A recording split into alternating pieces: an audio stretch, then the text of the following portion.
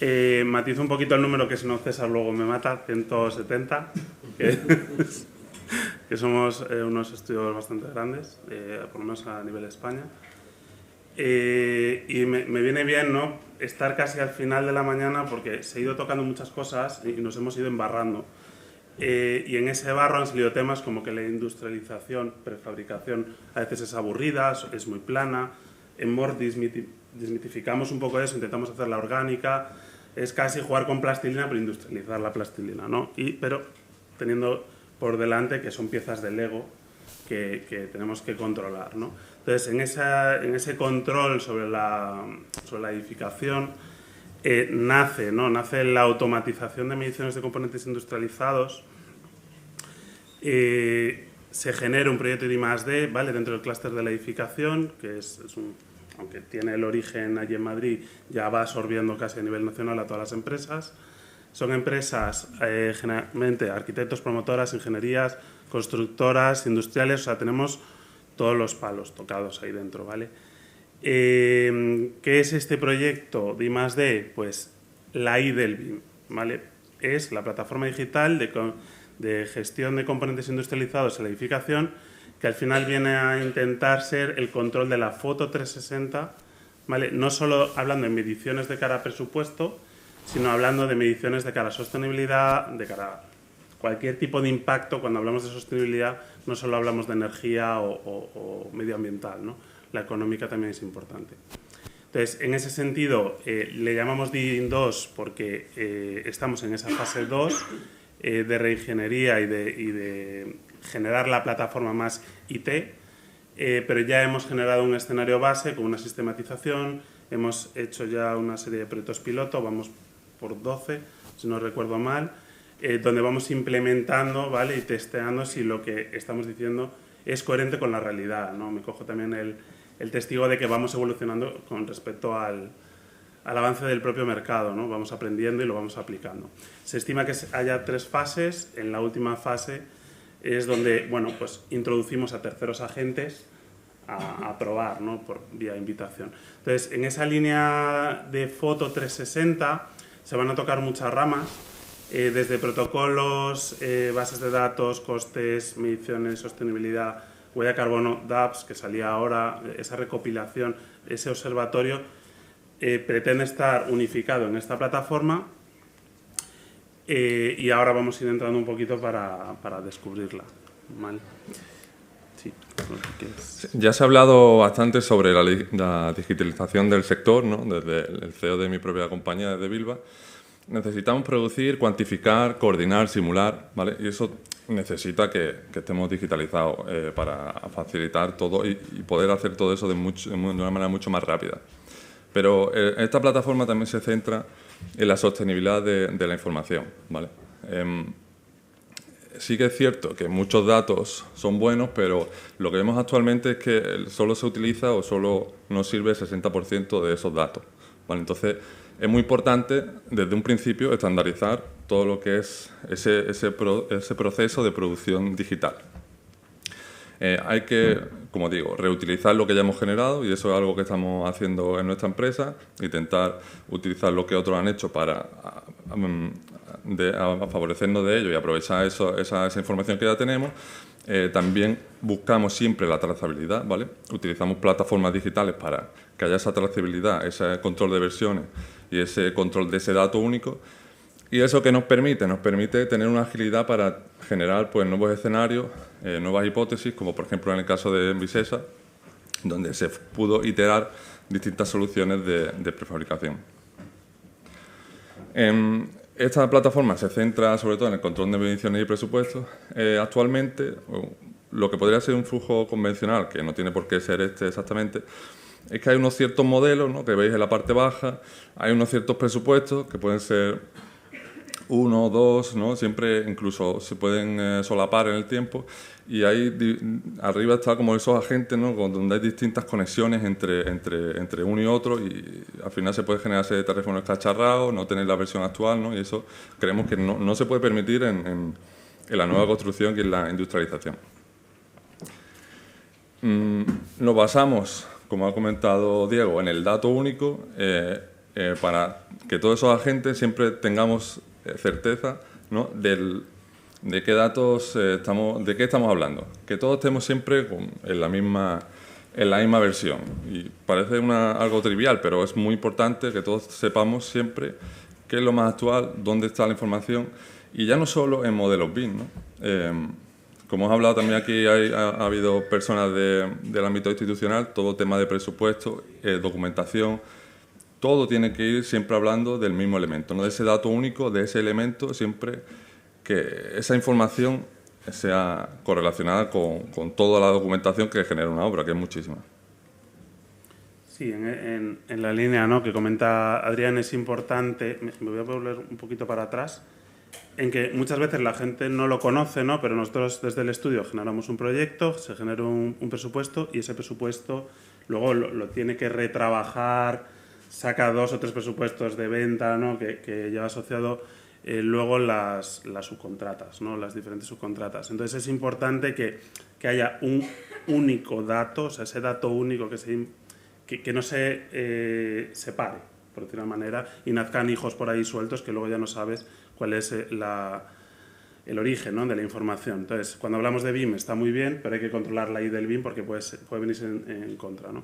Entonces, en esa línea lo que estamos generando desde hace 3 años es una base de datos donde vamos a hablar más de sistemas que de bases de datos, pero es una base de datos que integra otras bases de datos de LCA, de bases de la construcción, de sostenibilidad, pero aplicada en otros sentidos más energéticos, ¿vale?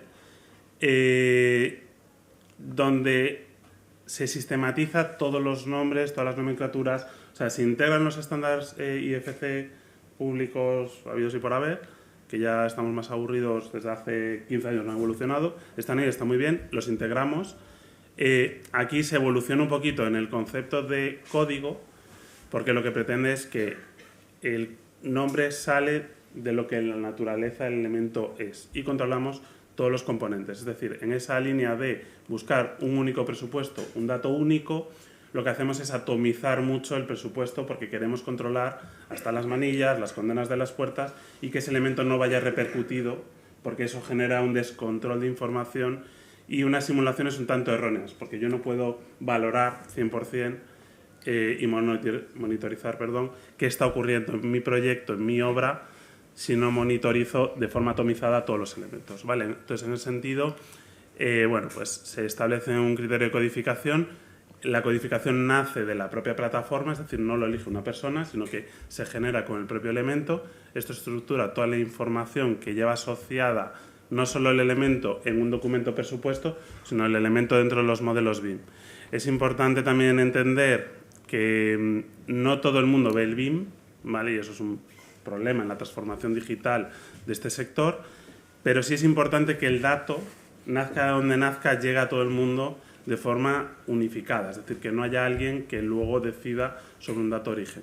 Entonces, en este sentido, lo que sí nos garantiza la plataforma es que cualquier documento que yo vea de proyecto nace siempre del BIM, con lo cual me muestra, que parece una obviedad, me muestra la información origen, pero como bien decías, Adrián, muchas veces esto no es así, y aquí me aparece un código, en el presupuesto otro, no sé muy bien qué predomina sobre qué, ¿vale? Entonces, lo que garantiza de alguna manera, lo que hemos ido testeando, todo lo que veis aquí a nivel pantallazo son maquetas, mockups para presentarlo, ¿vale? Son capturas de proyectos que hemos ido tanteando. También hemos visto, ¿no?, qué inconvenientes tiene para los promotores adoptar este tipo de dinámica, pero estaríamos hablando siempre de industrializar el proceso, ¿vale? No solo hablar de industrialización de los elementos, sino todo lo que va detrás a nivel de información, que en otros sectores como el retail se da por hecho, en la logística se da por hecho, ¿no?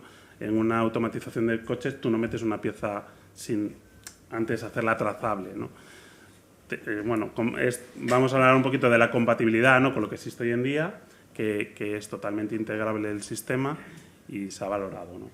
Sí, al final, como bien dice Diego, no todo el mundo ve BIM, no todo el mundo ve el modelo 3D o tiene el tiempo de navegar, de indagar. A lo mejor hay ciertos entregables, como puede ser un plano Puede ser una leyenda del presupuesto, de la medición, o puede ser una tabla de carpintería. Pero como bien ha dicho Diego, incluso esa manilla, incluso ese cambio de vidrio de algún componente, debe tener ese aguas arriba, digamos, si nace del modelo BIM, que pueden hacer, siempre tiene que estar coordinado, ¿no? Y en ese control de versiones siempre hablemos del mismo elemento, de ese mismo dato, y todo esté correlacionado, no haya una pérdida o vayas añadiendo, como dentro del proceso vayas añadiendo datos de no se sabe dónde, no se sabe quién, y siempre eso esté controlado.